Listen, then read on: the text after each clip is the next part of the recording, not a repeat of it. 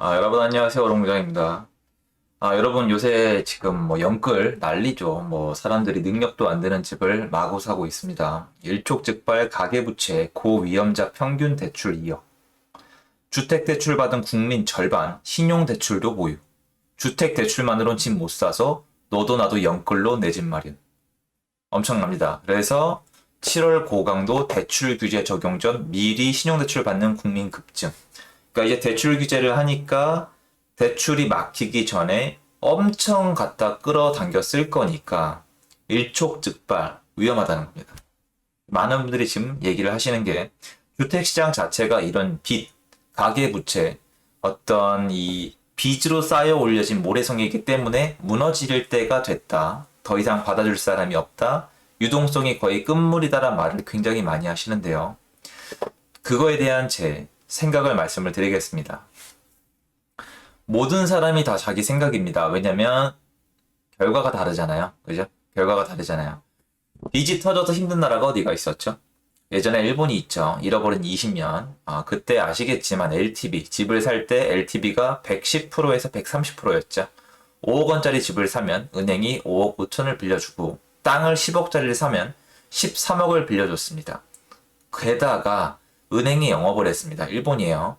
은행이 와서 기업 사장님한테 가서 사장님 땅이 있으시던데 저희가 대출을 좀 하게 해주세요. 저희 돈을 좀 갖다 써주세요. 금리는 1.5% 정도 되겠습니다. 저희는 1.2% 해드리겠습니다. 저희는 0.8% 해드리겠습니다. 이런 세상이었습니다. 그렇게 10년 동안 자산 가격이 상상을 초월할 정도로 올랐습니다. 땅값은 10배가 넘게 올랐고요. 집값만 그냥 평균적으로 5배 넘게 오른 시장이었습니다. 그렇게 LTV가 100%가 넘긴 상황에서 굉장히 오랜 시간 동안 빚더미로 모래성을 쌓았고요. 일본은행 총재가 갑자기 금리를 1년 이내 6%까지 폭등을 시킵니다. 그리고 그 모래성이 무너집니다. 맞습니다. 빚으로 쌓아 올린 성은 무너집니다. 일본은 그 이후로 10년 동안 오버슈팅한 상승 구간을 20년에 걸쳐서 반납을 합니다. 어마어마한 아픔을 겪어야만 했죠. 또 어디가 있죠? 2008년 우리 모두가 아는 베어 스탄스가 무너진 서프라임 모기지 사건, 미국 금리. 그때는 LTV가 높았을 뿐만 아니라 신용도와 DSR을 보질 않았죠. 그냥 너도 나도 집을 산다 그러면 대출을 해줬고요.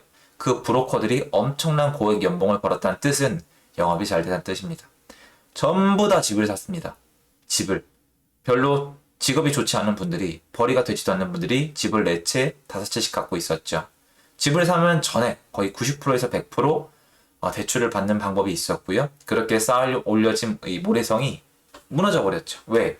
처음부터 빚을 상환할 능력이 없는 사람들한테 빚을 빌려줬으니까요. DSR을 안 먹는 DSR을. 자, 그럼 뭡니까? 일본은 첫 번째 문제가 뭐였죠? LTV가 문제였고요. 제 생각입니다.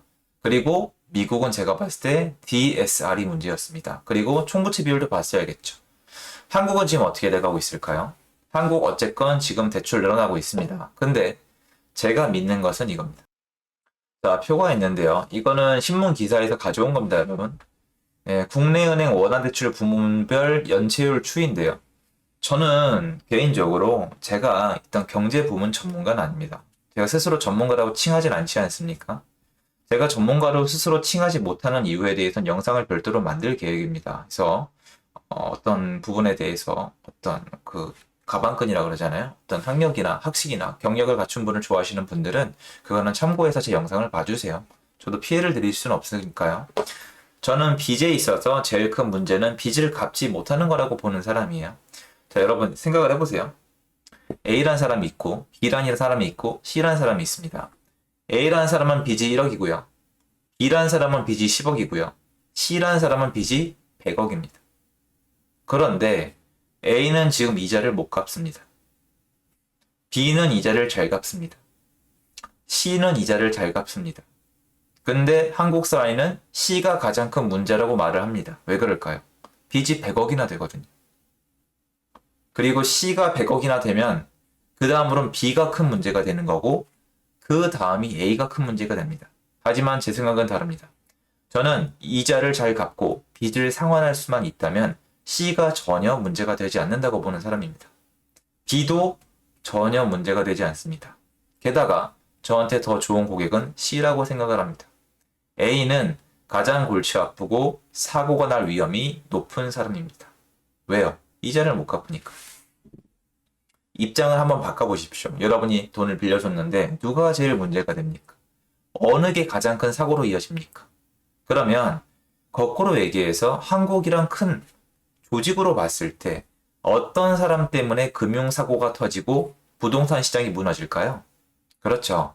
빚을 갚지 못하는 사람이 큰 문제가 되는 거지 빚이 많은 사람이 문제가 되는 게 아닙니다. 자, 그리고 하나 더 말씀을 드리자면요. 담보대출은 LTV 비율이 있지만 어쨌건 아파트 가격에 비례해서 나갑니다.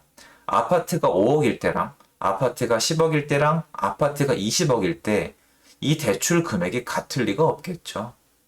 여러분, 그래 물가 올라갑니다. 물가 올라간다는 건 제가 공상과학을 쓰는 게 아니라 마트를 보고 다니시는 저희 어머님들이라면 저에게 반대 의견을 내시는 분들은 없을 거라고 믿습니다. 마트만 나가봐도 물가 오른 거 확연히 느껴집니다.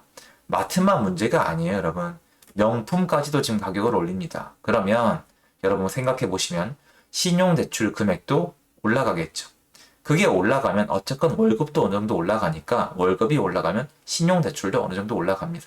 그런데 이 대출들이 지금 앞뒤가 안 맞고 시스템이 뭔가 하나로 통일이 안 되는 게 국가에서 엄청난 제재를 가하고 있습니다. 정말 큰손 정부입니다. 한번 보실까요? 연체율입니다. 제 입장에선 연체율이 중요한 거예요, 여러분. 연체율이. 부동산 시장은 어디일까요, 여러분? 기업대출, 대기업, 중소기업, 중소법인, 개인사업자. 아니죠.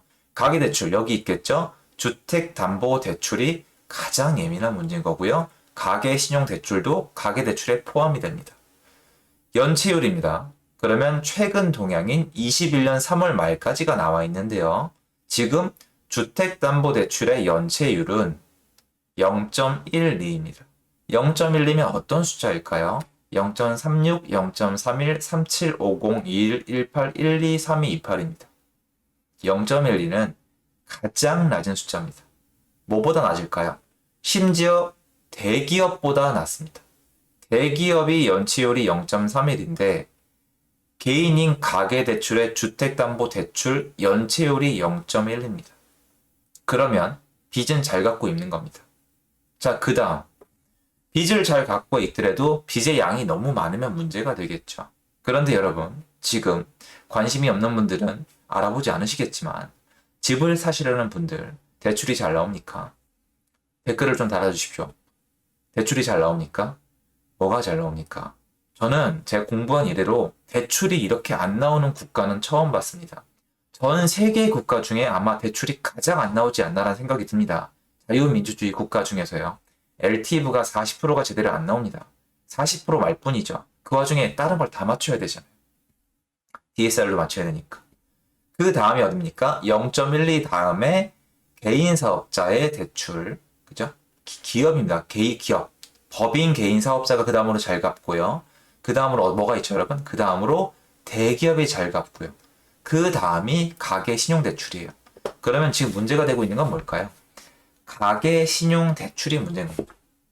가계 신용대출. 그러면 일단 지금 가계 부채가 늘고 있어서 부동산이 무너질 거란 얘기는 아무 근거가 없는 겁니다. 왜 그럴까요?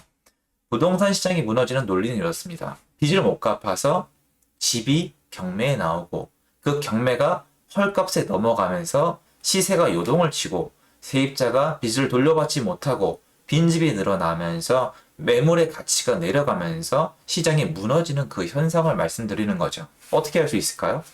IMF 때 정확히 이랬으니까. IMF 때 무너져 내려가면서 담보대출도 못 갚았거든요. 먹고 살아야 되니까. 다 무너졌습니다. 여러분, 국제금융위기 때 한국 부동산 시장이 생각보다 많이 안 무너진 이유 아세요? 맞습니다. 많이 안 망했거든요. 담보대출이 많이 망한 게 아니라 사업체가 많이 망했거든요. 물론 어느 정도 영향을 미칩니다. 그건 저도 100% 인정을 하는데요. 이건 어떻게 설명하시겠습니까? 왜 주택담보대출의 연체율이 0.12밖에 안 되고 보시다시피 연체율이 꼬꾸라지고 있는데 이 상황에서 단순히 빚의 양이 늘어난다는 이유로 부동산 시장이 무너진다고 보시는지 저는 잘 모르겠습니다. 혹시 제가 잘 모르는 거라면 가계부채 총량이 늘어난다는 이유만으로, 그 이유 단 하나만으로 부동산 시장이 무너진 국가가 있었다면 저에게 알려주시면 참고하도록 하겠습니다. 그리고 저는 언제나 상식을 추구하는 사람이고 시장 논리를 좋아하는 사람입니다. 사람이 빚을 졌습니다. 제가 여러분에게 빚을 졌습니다. 제가 은행에서 돈을 꿔갔습니다. 제가 사채업자한테 돈을 꿔갔습니다. 어감이 다르죠. 사채업자한테 제가 돈을 꿨으니까 제가 큰일 날 것 같죠. 그런데 여러분, 제가 만약에 이자를 잘 내고 원리금을 상환할 수 있다면 도대체 뭐가 문제죠?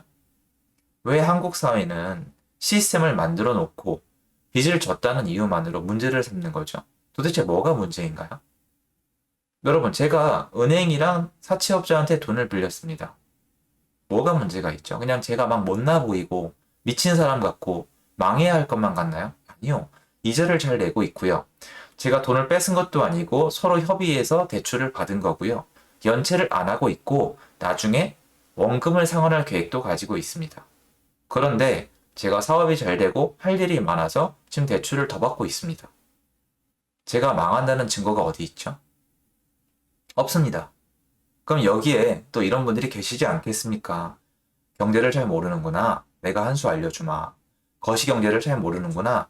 형이 좀 가르쳐 줄게. 하는 분들은 제가 아까 말씀드린 단순히 연체율이 내려가고 있는 상황에서 빚을 잘 갚고 있는 시장인 주택담보대출 시장에서 단순히 가계부채 총량이란 숫자가 올라가고 있는 이유만으로 부동산 시장이 위험하고 무너진다는 증빙 자료가 있는 분은 저에게 댓글을 달아주시면 그건 제가 좀 배울게요. 저도 잘 모르니까 배우려고 하는 겁니다. 그건 정말로. 그래서 제 의견을 말씀드리자면, 맞습니다. 가계부채가 지금 올라가고 있는 것과 부동산 시장이 무너지는 건 전 크게 상관이 없을 수도 있다고 생각을 합니다. 왜냐? 이거는 위험해요, 여러분. 지금 자영업자가 힘들잖아요. 가계 신용 대출은 지금 안 좋아지고 있는 걸로 저는 알고 있습니다. 왜? 안 좋아지겠죠. 코로나 때문에 여파가 컸잖아요, 여러분. 그리고 지금 국가에서 만기를 밀어주고 있는 게 있어서 어느 정도 경제에 대한 타격은 있을 수가 있습니다. 하지만 그렇다고 주택을 던져버리거나 주택 시장이 무너진다는 시그널은 전 아직 느끼지 못하고 있습니다. 그래서 여러분이 이 의견은 다양할 수 있는데 제가 연체율에 집중하고 있는 게 뭔가 부족하다. 이런 분들은 알려주셔도 좋고요. 저는 그렇게 생각하면서 경제활동을 하고 있고 앞으로도 할 예정입니다. 농담이 아니고 주택담보대출에 대한 연체율이 올라가면 저도 관리를 할 겁니다. 또한 주택담보 연체율이 올라가는 동시에 LTV가 확 올라간다. 예를 들어서 집을 사는 사람들이 80%, 90% 또는 100% 대출을 받아서 쓰고 있는데 그 와중에 연체까지 한다면 더욱더 신경을 쓰겠습니다. 자동으로 경매 시장에 아파트가 남아 넘치겠죠. 여러분 경매하십니까? 검색창을 켜보십시오. 지금 서울의 아파트 경매 물건이 얼마나 줄었는지 한번 체감을 해보십시오. 예전에 제가 느꼈을 때 말도 안 될 정도로 줄었습니다. 도대체 어떻게 이런 현상이 일어나게 만들었는지 잘 모르겠습니다. 제가 하고 싶은 얘기는 이 정도입니다. 전 도움이 되셨으면 좋겠고요. 도움이 되셨으면 알림 설정, 좋아요, 구독하기 부탁드리겠습니다. 감사합니다. 들어보겠습니다.